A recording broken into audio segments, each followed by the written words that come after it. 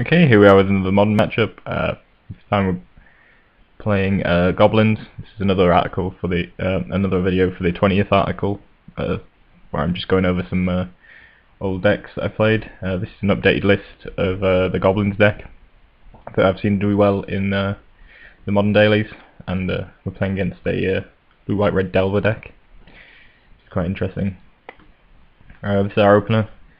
Not really a keeper. We've got a 2-drop and a 3-drop and way too many lands, so we're going to mull this and mull into a very similar hand but just better. We've got a Goblin Guide and a Lightning Bolt to go with our War Driver and our Magus of the Moon, so that's pretty good, and we're going to roll with this. We're on the draw here. Opponent plays a Delver. We're going to run out a Goblin Guide and attack for 2. Reveal a mountain, so obviously he's blue, white, red. It's obviously not ideal, since we're going to play Magus Moon, but if he's got mountains, then just going to have to deal with that. So he draws a path, and that's the Goblin Guide. Oh no, he gets a path off the Augur, and attacks me for 1. So we know he's got a path and a mountain in his hand. Here we're going to play our War Driver out and just pass. There's no point in attacking with the guide, don't want to give him an extra land. Delver still hasn't flipped, so he's obviously not drawing spells at the moment. Going to attack here. He says the Helix, our War Driver, and path our Goblin Guide, which is quite extreme. And it's also going to give us a good opportunity to play Magus the Moon and stick him on all mountains. So he's got a bolt. It's not going to be too exciting, but we're hoping that that's not the case. We know he's drawing a Delver next turn. We know he hasn't drawn any spells for the past couple of turns, so hopefully one of the last cards in his hand isn't a bolt. Oh, actually, has he drawn yet? I think there's only one card we don't know in his hand. We know he's got a mountain. We know he's got a path. Oh no, he's used his path actually. 2 cards we don't know in his hand, maybe. But fortunately one of them doesn't appear to be a path, and just going to bolt the Augur and attack for 2 here. Actually I should have played the Goblin Chieftain here. I just made a mistake. I was thinking about maybe using the Brimstone Volley or something, but it's probably just better off to keep it, and yeah, should have gone for 4 there. So that was a minor mistake. Just got confused though. I was thinking about whether I should play the Brimstone or the Chieftain, and eventually decided I should keep the Brimstone but post-combat, so mistake there. Draw a land, got quite a lot of lands, and quite a land-heavy draw, but still doing reasonably well. The opponent certainly seems to be in a bit of a predicament. Finally flips his Delver, but draws a Serum Visions, which is useless, as all his lands are mountains. So we draw a Cohort, which is nice, because it's going to have haste here. It's going to be able to attack on the turn it comes into play, counting itself as the creature it cast. So we're going to be able to attack for 7 here. We're down to 6. We've still got Brimstone Volley. Opponent doesn't play anything, keeps back his Delver. We draw a Zealous, which is nice. It means we can attack with the Cohort. And I think we just attack in here with everything, and then Brimstone Volley after he blocks. But I think we've got enough damage to get through there anyway, haven't we? 3, 4, 5, 6. Yeah, got enough damage to get in through whatever he had anyway. So yeah, that was game 1. Move on to game 2. I think the big deal there was the Magus of the Moon shutting him down, which is awesome. In terms of sideboarding, I think I sideboarded into Mark Trails. So it seemed like they might be good, particularly against Delvers and Grim Lavamancers, Snapcasters, things that he's likely to have. He leads off with the Sulphur Falls, which is going to lead off with Cohort. Could have played the Tatamung Maniac, but the Cohort needs creatures to be cast so it can attack, so it tends to be the one that you want to play out first, if you've got a choice.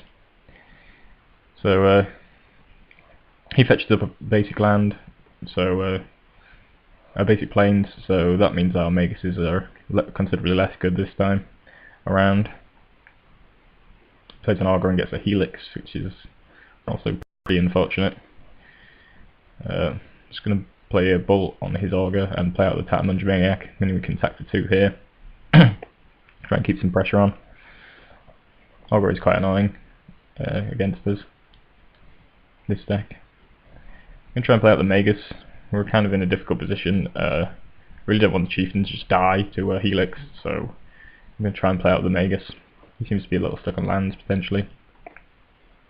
So just going to try and run out the Magus, but we get remanded and there's not much else we can do. It's a bit annoying having all our 3 drops here, but we are getting in for some damage here. So just going to run out the Magus again, or attempt to. He's going to Helix our cohort, and then we're going to attack for 2. But that's negated to some degree by him getting 3 life. So he passed the Magus here, which is kind of annoying. I'm going to run out my other Magus, but sadly he has a remand. Just not very many good ways to use our mana. I could have Chieftained and then Bushwhacked, but obviously we would have seen a remand there. And overall, not a good situation to be in. We can't really use our mana very well. He's got remands and he's got removal. And he just played a Grim Lavamancer, which is really awful. And so that means he can kill most of the creatures in our deck with that. So I'm going to go for the Chieftain Bushwhacker play now. Seems as though we really need to force through some damage. And hopefully get him down to around 5, so we can win with Goblin Grenade. Whether that happens or not, it's another matter. So he passed the guide, the Chieftain, sorry. And then Echoing Truths, the Tattmunge Maniac, meaning I'm just left with a Bushwhacker. Do manage to put him down to 10, but we're really in a bad position. Got a lot of removal, a lot of life gain, and just a lot of bad stuff. So I'm going to try and kill the Grim Lavamancer here. If I succeeded here, I could then play Chieftain, Tattmunge Maniac, Goblin Guide, and attack with all of them. So that would be, what, 2, 5, 7 damage. And then we're in a pretty good position to win the game, I would say. But unfortunately, he has a Restoration Angel, I believe. So it's going to hit me. Grim Lavamancer is going to hit me for 2. And he's going to resto his Lavamancer. Could have made the same play and tried to get aggressive, but it seemed like a bit of a losing move, attacking into his Restoration Angel. Especially since now we don't have any burn. And we're just going to be throwing stuff at him. So yeah, I decided to play the Magus in hope that that would put him in a more difficult position. And play the Chieftain next turn, hopefully. So he's going to Lavamancer away my Magus, Snapcaster Helix, I think. And yeah, things are getting worse and worse for us. Down to 14.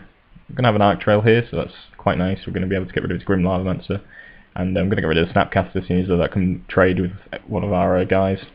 Obviously Delver's going to be a problem once it flips, which it probably will eventually, but I think for right now, we definitely need to get rid of the Grim Lavamancer, seeing so it can deal with everything that we have, and definitely don't want to trade any of my guys off, so I'm just going to go with this, and then play my Chieftain, attack for 5, revealing our Red Mesa off the top. Just going to go into his hand, draws a Day of Judgment, which flips his Delver, he attacks for 6. So obviously he's not going to want to use that Day of Judgment just yet, which is good. Definitely doesn't want to trade off his cards, especially since he's only got 1 card in hand. So we're in a decent position. Although I suppose he could Day and then start attacking him with Colonnade. So yeah, but he definitely decides not to Day here. So that's a good position, puts us in a good position, especially when we draw the War Driver. Just going to get all in here. I know he can activate his Colonnade, but we're kind of in a position where we're going to have to attack here. Card shows that he's got Bolt on top, which is definitely bad news. And oh yeah, my opponent misclicks here and doesn't block.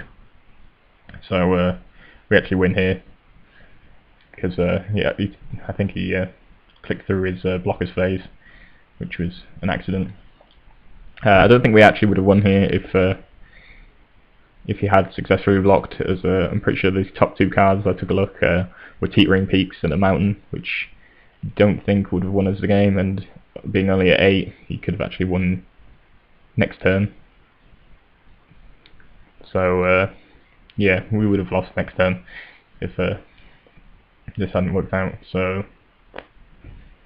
yeah, not a great position. I don't particularly like Goblins in Modern. I think it's kind of miserable. The games you win seem to be quite narrow wins, and the games you lose seem to be quite devastating ones. Like there's so many bad cards that make this deck really just not too good. Helix is obviously really bad. Even turn 3 Kitchen Finks puts you in such a bad position. It seems that it can trade off with like at least 2 of your guys, and they're going to gain like 4 life. I see the idea, obviously just attacking with aggressive creatures and then using Grenade to take out the last bits of their life or whatever, but really I'm not a fan of Goblins in Modern. I don't think it's a good deck. I think there's just too much bad news stuff for you, particularly Helix. The removal heavy decks like this where they can snapcast a Helix, and things like that. Just not my idea of what I want to be playing in Modern, but I can see the idea, and it's, you know, quite a cheap and fun deck to play at times.